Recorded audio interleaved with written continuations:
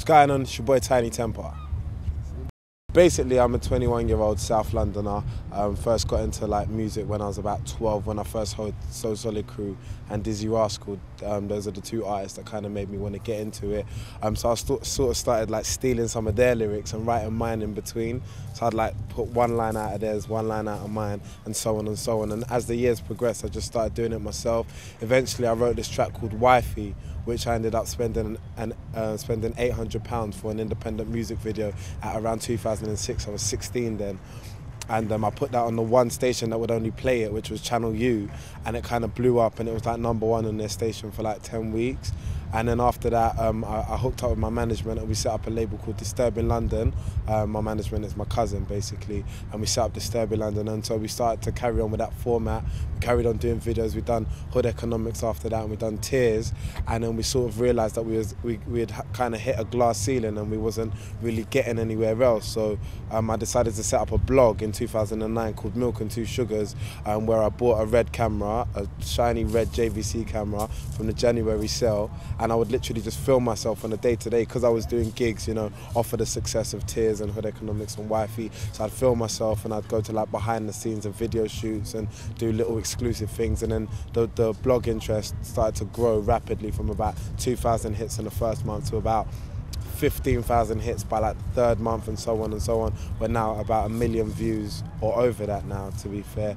And 2009 Wireless Festival, I'd done a performance. I opened up the second stage, and it was packed out to the rim.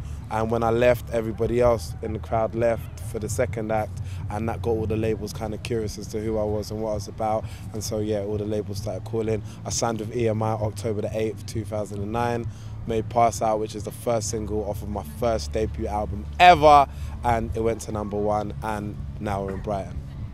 My debut album, The Discovery, is out end of July, early August, and basically, it's the first full LP that I've actually made ever.